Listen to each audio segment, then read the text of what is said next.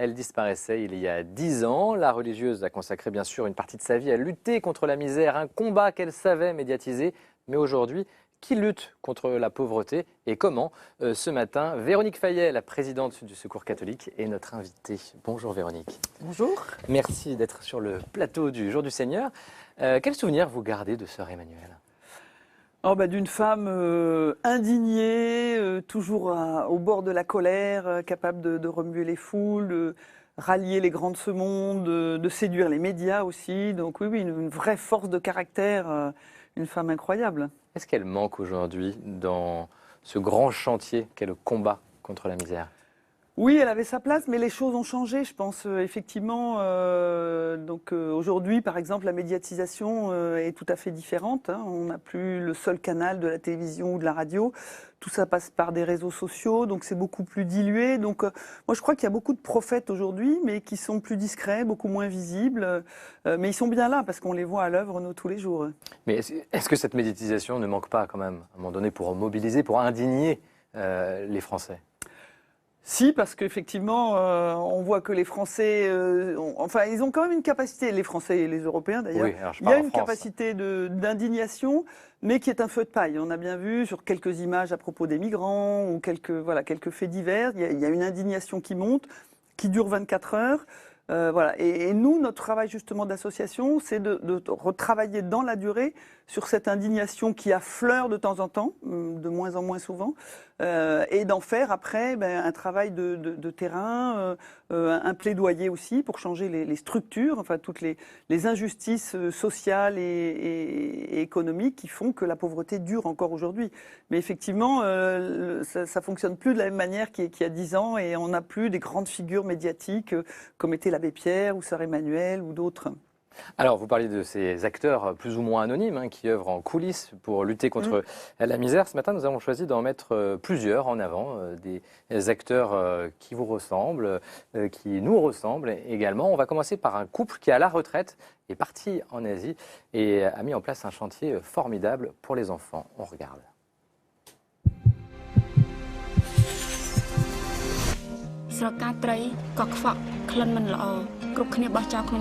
Les pépites, c'est l'histoire de ces enfants qui survivent comme ils peuvent sur les décharges de Phnom Penh au Cambodge.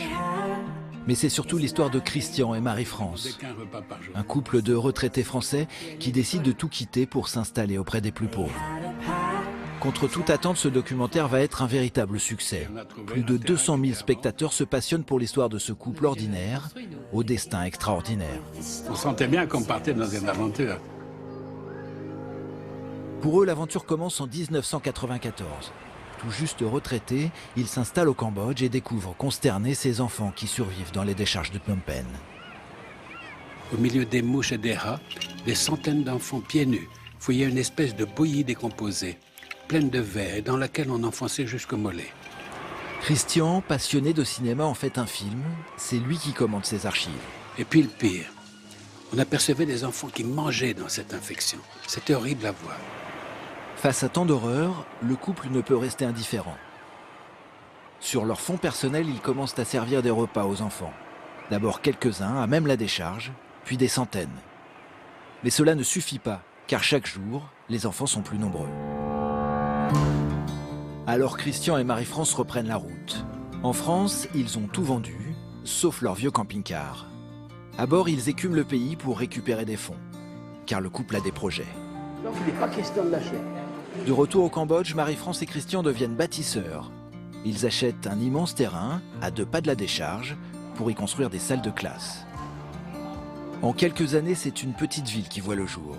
Une petite ville devenue aujourd'hui un des plus grands groupes scolaires du Cambodge. 7000 élèves, 450 professeurs, un pensionnat, mais aussi des filières professionnelles parrainées par les plus grandes écoles européennes. Pour les enfants de la décharge, le couple veut le meilleur. Mais en septembre 2016, quelques jours avant la sortie des pépites, Christian va décéder. Aujourd'hui, Marie-France poursuit seule l'aventure. On n'a jamais douté en fait. C'était tellement évident qu'il fallait faire quelque chose que non, ça n'a jamais vraiment posé la question. On a découvert des trucs épouvantables et il fallait y aller, c'est tout. N'importe qui aurait pu démarrer comme ça aussi parce que c'est une question d'humanité tout simplement. C'est sans doute cette humilité qui a touché le public des pépites. Une alchimie particulière entre une grande œuvre, celle de l'association, et la simplicité de ce couple. Christian et Marie-France sont comme des icônes. Pourtant, ce sont deux personnes très simples, mais cette contagion qu'ils dégagent et qui nous touche fait qu'on a le désir peut-être quelque part de faire comme eux. À la fois banal et exceptionnel, Christian et Marie-France nous rappellent qu'il est possible de s'engager, qu'il est possible d'aller au bout de ses rêves. Quel beau témoignage. Magnifique, oui. Après, on ne va pas se mentir, c'est dur la pauvreté. Est-ce que parfois on ne veut pas l'éloigner, ne pas la voir? La pauvreté, oui, fait toujours peur, inquiète et on est toujours démunis. Moi, ce qui me frappe dans ce reportage, d'abord, ça me touche parce que j'avais croisé des paillères quand j'habitais à Kaboul dans les années 70 et ils faisaient un grand voyage à travers le monde avec leurs 4 enfants. Voilà, donc on s'était juste croisés. Donc voilà, c'est un très beau souvenir de gens effectivement qui sont habités par une générosité, une force intérieure incroyable et effectivement qui ont été jusqu'au bout de leurs rêves. Et ça marche. Et ça marche, voilà. Mais il faut qu'on soit complémentaires. Moi, je suis pas les dépaillères, voilà. Et au Secours catholique, on fait autre chose, mais qui est très complémentaire. Par exemple, on vient de publier un rapport sur la finance en disant qu'il fallait, en fait, ce qui est responsable du désordre dans le monde, c'est le dérèglement de la finance mondiale. La finance s'investit dans des profits à court terme et des profits énormes et ne s'investit plus pour créer justement des écoles, des hôpitaux, pour favoriser la transition écologique. Voilà. Donc il faut vraiment qu'on fasse un plaidoyer et que les citoyens arrivent à se bouger, à discuter avec les banquiers, avec les responsables internationaux pour que le système de finance mondiale qui provoque toute cette pauvreté, qui crée toute cette pauvreté, c'est des inégalités dans le monde, il faut qu'ils changent. Voilà. Donc on est très complémentaires. Les dépaillères et Pour un sourire d'enfant sont sur le terrain, font une action absolument formidable. Mais on a beaucoup de partenaires sur le terrain qu'on aide aussi et qui sont aussi dans des actions très concrètes d'agroécologie, de lutte contre le dérèglement climatique. Mais il faut aussi qu'on change les causes de la pauvreté, les racines de la pauvreté. Les racines ont changé de la pauvreté depuis le temps de Sœur Emmanuelle? Pas vraiment, parce qu'en fait, voilà, ce dérèglement de la finance mondiale, par exemple, c'est arrivé dans les années 2008, avec la grande crise financière de 2008, dont on parle aujourd'hui, parce que c'est aussi l'anniversaire, dans le mois de septembre-octobre. Voilà. Donc la finance s'est déréglée depuis les années 70. Il y a eu une crise énorme en 2008-2009. Qui a augmenté énormément la pauvreté. En 2009, la pauvreté, le nombre de pauvres en France, par exemple, a augmenté de 1 million. On ne se rend pas forcément compte au quotidien. On l'oublie, voilà, et on ne fait plus le lien entre la pauvreté et le système économique mondial. Donc voilà, il faut qu'on ne perde pas de vue cette idée de lutter contre les causes de la pauvreté.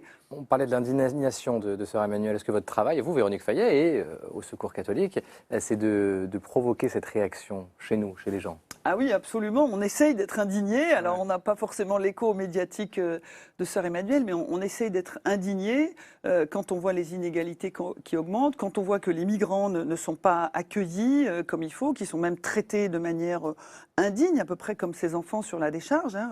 J'étais encore en lien avec nos responsables de Calais, qui me disaient qu'il y avait encore autour de 400 jeunes à Calais qui vivent comme des animaux. Ils sont chassés tous les jours par la police. C'est des gamins qui sont très jeunes. Certains sont mineurs, mais d'autres ont juste de 18, 20 ans. Ben, on n'en parle plus. On n'en parle plus parce qu'on s'y est habitué. On a parlé de Calais quand c'était la jungle, quand il y avait 2000, 3000 personnes. Bon, voilà. Surtout, on en a parlé quand les migrants se battaient entre eux parce que, effectivement, des conditions dans lesquelles ils étaient généraient de la violence. Alors ça, on avait les médias. Mais maintenant qu'il y a 400 gamins qui errent, qui se cachent, qui sont chassés, bon, ben on n'en parle plus, c'est devenu banal. Et c'est ce qui est effectivement ce qui mine notre société, c'est qu'on a tendance à banaliser la pauvreté et à s'y habituer au fond.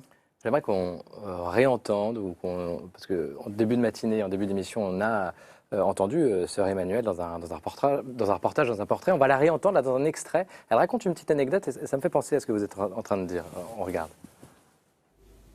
Combien de fois j'ai essayé sur le trottoir de le traverser pour être à côté de celui qui, avec son balai, ramassait les papiers du trottoir. Et simplement, le regardant, je lui ai dit « Merci, monsieur ». grâce à vous, le trottoir est très propre. C'était rien, ça m'a pris 5 secondes. Le respect de l'homme. Et combien de fois j'ai vu une lueur dans les yeux de cet homme qui se sentait inférieur. Il s'est redressé. Et combien de fois il m'a dit merci. Merci de quoi? J'avais rien fait. Je l'avais regardé comme on doit regarder un frère humain.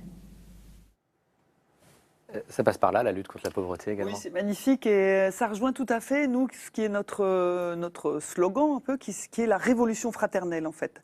Parce que, effectivement, la révolution du monde, la révolution qui amènera à plus de justice, elle passe par la fraternité et par ce regard et par cette considération. Et on sait très bien que les gens qui viennent au Secours catholique, ils viennent d'abord pour être considérés, pour être regardés comme des frères, pour pouvoir parler, être écoutés. Et même s'ils n'ont rien, ils ne demandent pas forcément une aide ou pas forcément une aide matérielle ou quoi que ce soit. Ils viennent d'abord pour être écoutés.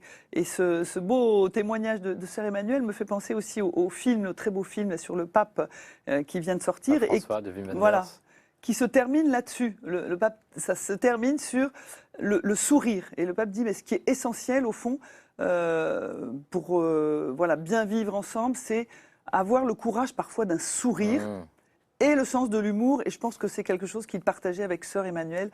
Le sourire, la capacité à sourire, à dire merci et garder en tout temps, en toute chose, le sens de l'humour. Il vous aide, le pape François, dans votre combat contre la pauvreté. C'est une grande figure médiatique. Il en parle, lui aussi, de cette lutte contre la pauvreté. Il s'indigne également, le pape. Alors, je pense que c'est effectivement notre meilleur allié. Je pense qu'effectivement, il a remplacé à lui tout seul toutes les sœurs Emmanuel, les abbés Pierre et les Monseigneur Romero, qui va être aussi béatifié là, dans quelques jours à Rome. Voilà, parce que le pape a un discours extrêmement fort, effectivement, quand il parle de la culture du déchet, quand il parle de la mondialisation de l'indifférence, quand il nous invite à accueillir les migrants, quelles que soient leurs conditions de vie, quelle que soit leur origine. Il nous aide énormément et effectivement, on essaye de relayer sa voix et d'être à la hauteur surtout de ses attentes, parce qu'il nous porte un discours extrêmement exigeant. Et c'est vrai que ça me fait toujours de la peine quand j'entends des catholiques qui n'ont pas envie d'écouter le pape, qui ont envie d'écouter certaines choses, mais pas tout. Ben non, on prend tout le discours, et notamment, on prend à bras-le-corps cet appel qu'il nous fait à être proche des pauvres, et cet appel à être en fraternité. Lui aussi, le pape, il parle beaucoup, un peu comme Sœur Emmanuelle, du contact charnel avec les pauvres. Les pauvres, c'est pas une idée, c'est pas des gens, des statistiques, ce sont des personnes qu'il faut rencontrer, du coup. Des personnes qu'il faut rencontrer, et ça on l'expérimente aussi tout le temps au Secours catholique. En fait, ce qui fait changer les gens, des gens qui seraient par exemple hostiles à l'accueil des migrants ou du moins un peu inquiets, ce qui les fait basculer, c'est le jour où ils passent une journée ou quelques heures avec un migrant et qui découvrent que ce n'est plus un migrant, mais que c'est Ahmed ou Farouk ou tout autre nom, et que c'est un homme. C'est une personne. Voilà, un homme qui a une histoire douloureuse finalement, et puis un homme, voilà, comme moi, avec une famille, avec des parents qu'il a laissés dans son pays, et c'est un déchirement, et des enfants qu'il reverra peut-être plus, voilà. Et ça fait basculer les gens. Et donc on essaye beaucoup d'amener les personnes à cette culture de la rencontre, à cette rencontre en fait, parce que c'est cette culture de la rencontre. Là aussi, le pape nous en parle énormément. Et on est convaincus que c'est ça qui marche et c'est ça qui convertit les cœurs. Alors, j'aimerais qu'on aille à la rencontre maintenant d'un homme, un ancien entrepreneur, qui va à la rencontre et qui travaille avec les exclus, des personnes qui viennent de la rue. Il s'appelle Rémi Tricard et il est à la tête d'une association que vous connaissez sûrement qui s'appelle Emmaüs Défi. On regarde son portrait.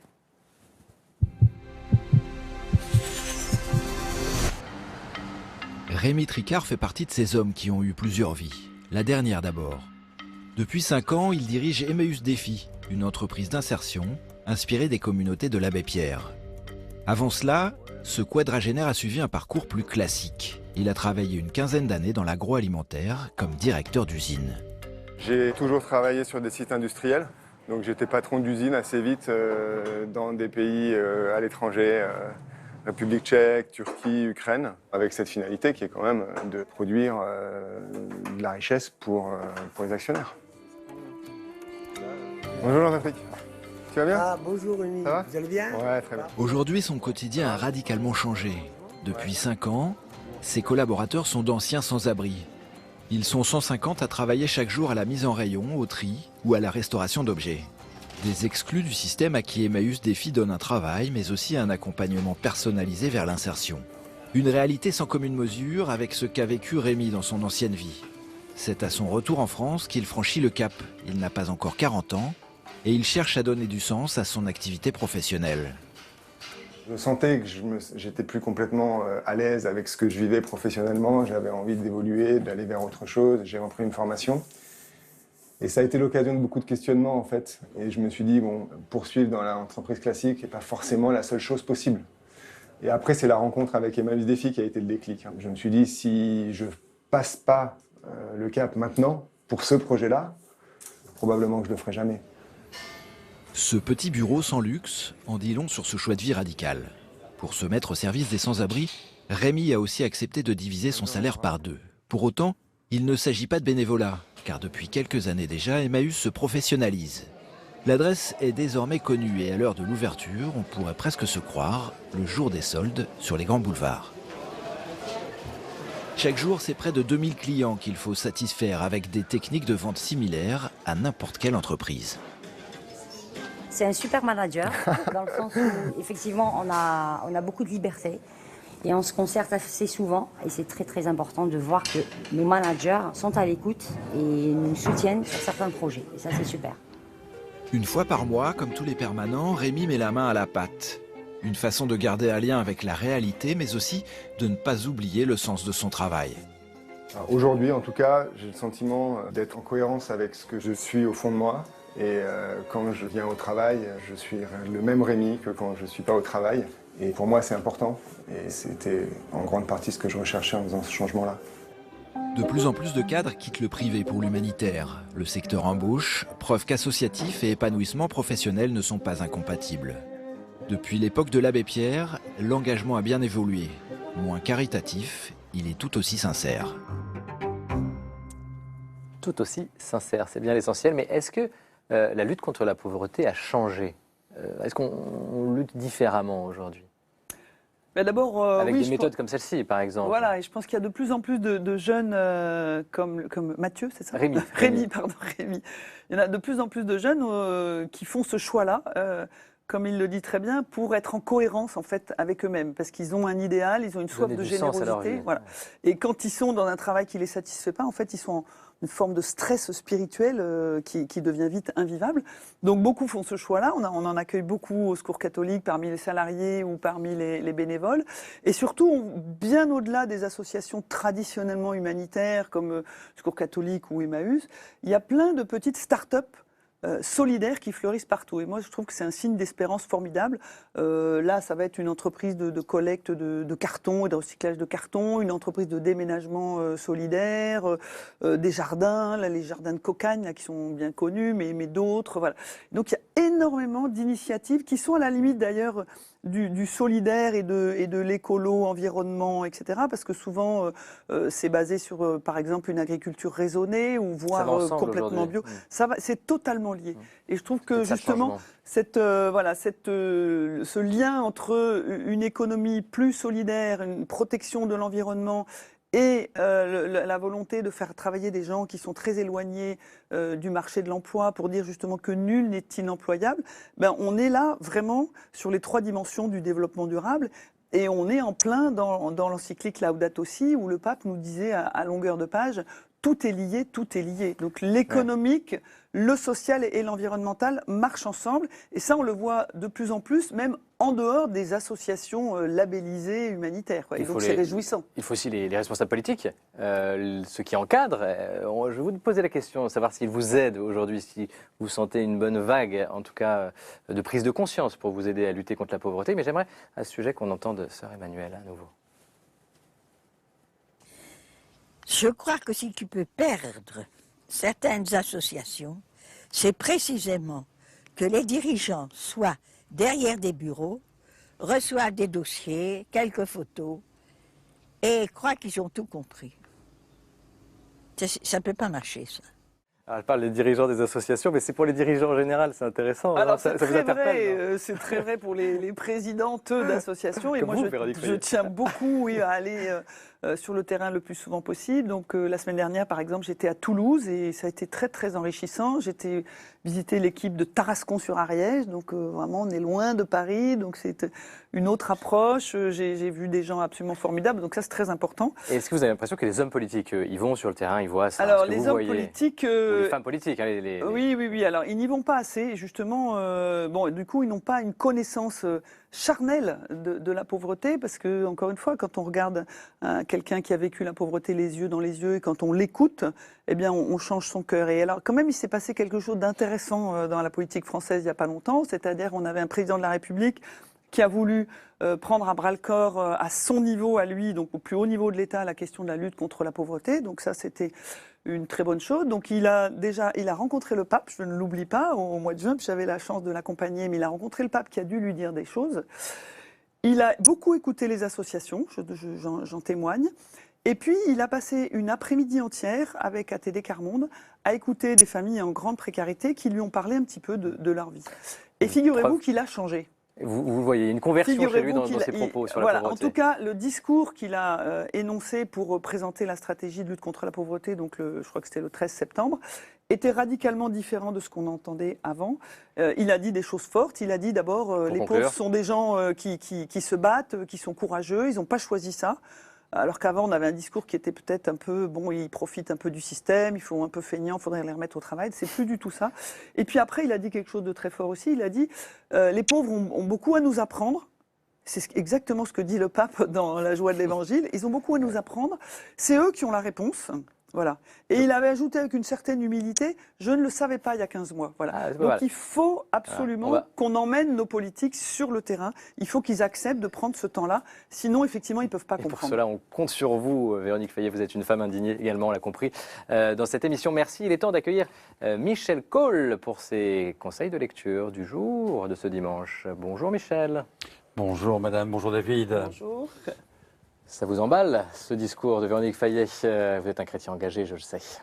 Oui, non, en vous écoutant et en voyant ces images, outre les souvenirs, je me disais qu'on se sent tout petit face aux serviteurs des tout petits. Quand on est devant des serviteurs de tout petits, on se sent tout petit, mais on se sent aussi appelé à être nous-mêmes un peu subversifs. La charité, c'est une subversion positive. Donc soyons des subversifs positifs. Allez, soyez subversifs avec votre premier livre, Michel. Ah bah oui, vous me tendez là une perche. C'est vrai que le premier livre est de Franck Guyenne, un dominicain.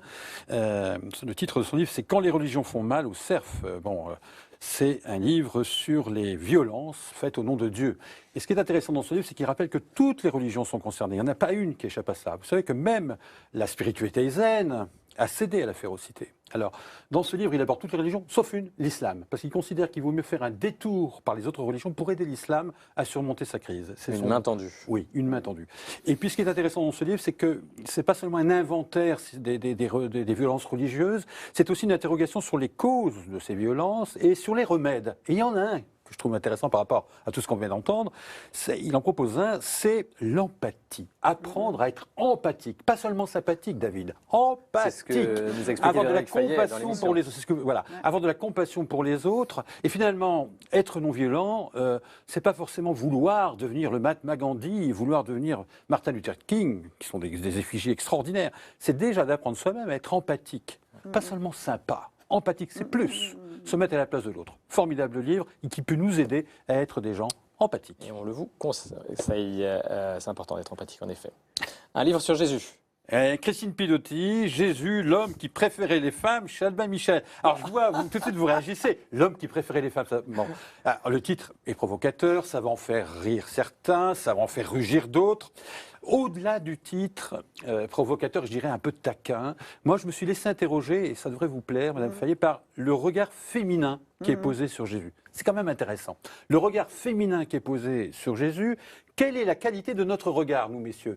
Quel regard nous portons, nous? Est-ce qu'il a la même justesse que le regard de Jésus sur la femme pécheresse qui parfumait ses pieds? Voilà, il y a une interrogation sur le regard qui est intéressant. Apprenons à avoir un regard libéré de tout préjugé moral ou sexuel. Merci. Tout un programme. Tout un programme. Tout un programme. Merci Michel Cole pour ces bons conseils de lecture. Merci Véronique Fayet d'être Merci à venue vous. sur le plateau. Et puis avec vous, on s'est un peu indigné ce matin et ça fait du bien. Dimanche prochain, on va peut-être continuer à s'indigner, mais en tout cas, on sera à l'autre bout du monde, en tout cas de l'autre côté de l'Atlantique, en Guyane, dans un petit village qui s'appelle Mana. La Guyane, c'est la France, mais c'est un tout autre monde. Et notre invité, eh bien, ce sera Monseigneur Emmanuel Lafont, un évêque qui a du cœur, vous le connaissez, Frédéric Fayet. Et de l'empathie. Et de l'empathie, et Formidable, formidable, un homme formidable. d'action. Donc on sera en Guyane avec lui dimanche prochain. D'ici là, très belle semaine à tous.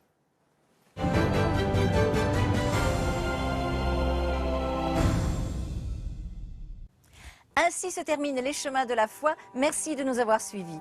Voici Nagui et tout le monde veut prendre sa place.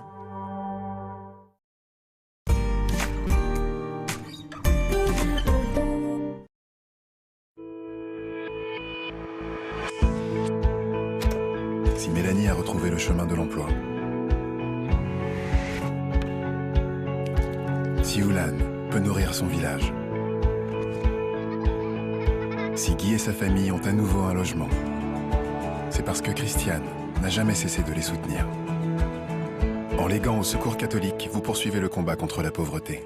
Demandez notre documentation au 106 rue du Bac 75 007 Paris. Je m'appelle Laetitia et j'ai perdu 22 kilos en 4 mois et demi. J'ai une copine qui m'a fait un truc super génial. Quand j'ai perdu 20 kilos, elle m'a donné un poids en fonte de 20 kilos. Et j'ai couru avec ce poids et je me suis dit c'est pas possible, plus jamais de ma vie je reprendrai ce poids, c'est terminé. Et je suis fière de moi. J'ai perdu 22 kilos en 4 mois et demi avec Comme J'aime. Alors testez une semaine, c'est gratuit. Appelez tout de suite le 0800 23 24 25. 0800 23 24 25. Ou rendez-vous sur commej'aime.fr. commej'aime.fr.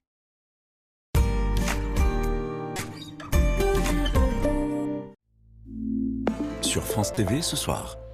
France 2, Daniel Craig et Javier Bardem en mode 007. France 3, il est enfin temps de retrouver Vera. France 4, Les Rois du Bêtisier, animé par Christelle Canals. France 5, Immobilier, Paris flambe-t-il. France O, ça souffle aux Caraïbes dans Passion Outre-mer. À voir sur France TV ce soir. Retrouvez demain sur le canal 27 la matinale de France Info. Bonne soirée. Tout le monde veut prendre sa place? Avec les œufs cru plein air, de poulet élevé sans traitement antibiotique. Avec Nuance de Bricomarché, peinture multi-support et peinture façade, passez un agréable moment devant votre programme.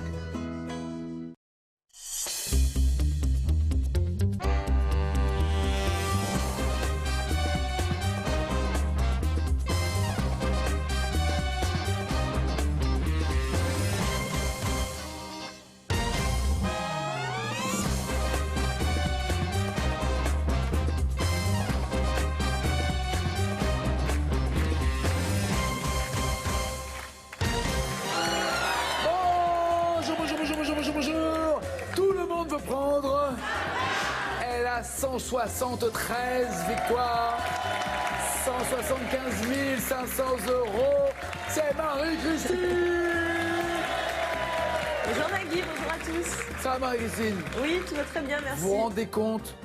Vous êtes Non, pas la encore. meilleure, la plus forte. Jamais personne n'a eu une telle somme ni un tel nombre de victoires. Vous le rappelez quand même? Oui, oui. Bah ouais. Puis ça va pas aller en s'arrangeant, quoi.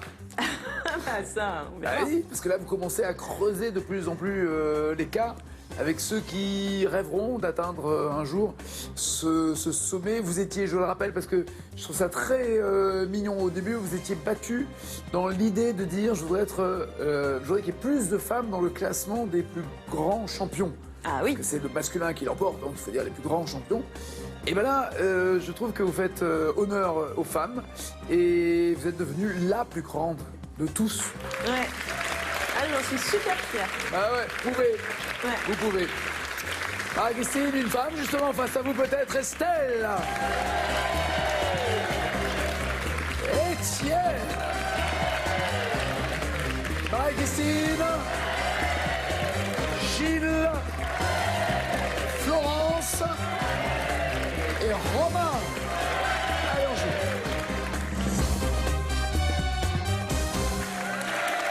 Ça va, Estelle? Tout va bien? impeccable, merci. D'accord. Vous avez travaillé dans un parc d'attractions. Oui. Dont nous tairons le nom. Vous n'y êtes plus du tout? Non, plus du tout, non. Vous faisiez quoi là-bas? J'étais danseuse. D'accord. Dans le parc. Sur un manège, sur un char, sur non quoi? plus. J'étais dans une salle de spectacle. D'accord. En fait. C'est vrai. J'oublie qu'il y a aussi des salles de spectacle. Aussi. Il n'y a pas que des chars. Et oui, c'est en face d'une grande attraction qui est quand même pas mal. Donc vous êtes dans la salle, vous dansez sur scène. C'est ça. Avec, on avait 5 shows par jour. Et c'était plutôt de la danse classique? Ah non, c'est plutôt du moderne, ce qu'on appelle du moderne jazz. D'accord. Plus proche de la comédie musicale? Ouais, voilà, du c'est ça, ballet, parce que d'accord. c'était des chansons de dessins animés. Donc on n'a pas entendu. Des chansons de dessins animés. Après on a entendu rock. On sait même pas qu'il y a les dessins animés. Donc, non, mais je vous en prie, je vous en prie. Et donc c'était un medley de chansons. Et on dansait donc sur ces chansons-là. D'accord, voilà. très bien, très bien. Je sais pas si et vous j'ai été avez bien claire. une espèce d'habitude ou un geste porte-bonheur pour monter sur scène? C'était pas vraiment un geste porte-bonheur parce que je le faisais avec des amis, des collègues. Ça me prenait comme ça quand j'avais envie, effectivement. Quel était ce geste? Je pinçais les fesses.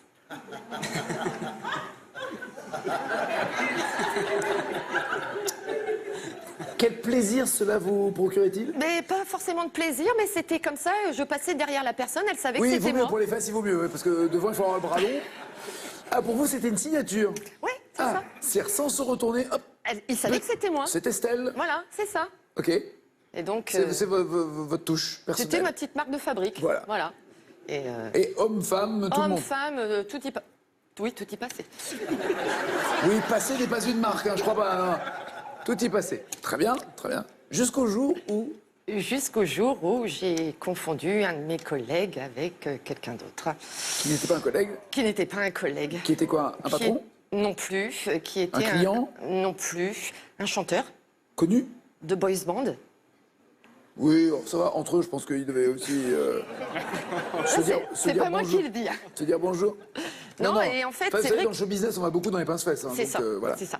Mais là, ce jour-là, je sais pas, j'étais persuadée que c'était un de mes collègues qui lui... Mais de dos, il lui ressemblait. Hein. Mais rien ne ressemble plus à une fesse qu'une autre, quoi, non Non, mais c'est pas ce que je vise en premier. Vous visez quoi en premier?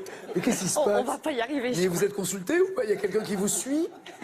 Vous me paraissez dangereuse. Non, en plus, on s'est dit bonjour très normalement tout à l'heure. Ah non, mais je suis quelqu'un de très J'étais de face en même temps. Voilà. Faites attention en repartant, on ne sait jamais.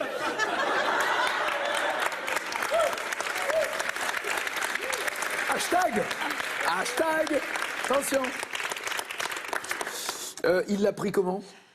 Sur le coup, il a été étonné, forcément, il s'est retourné un peu brusquement. Moi, là, on essaye de trouver un trou de souris, on essaye de se planquer au maximum. Un trou de souris dans le parc, c'est bien, il doit y en avoir pas mal. Vous vous êtes pas dit, non, c'est moi qui fais le crabe dans... Ah oui, ça aurait pu être effectivement le rôle du crabe. Non, ça. Là, vraiment... Dans Nemo, j'ai été le crabe dans Nemo, c'est moi, et ainsi de suite. Non, c'est pas... Non, c'est dans Ariel, la petite sirène. Le crabe? Sébastien. Ah oui, c'est ça. Oui, peut-être, je sais plus. Je sais que c'était dans l'eau, mais je savais plus où. Et donc... J'essaye de m'expliquer comme je peux, je m'excuse. Et en fait, après, il a plutôt rigolé. Et je le recroise quelques temps après dans les coulisses, toujours de cette femme.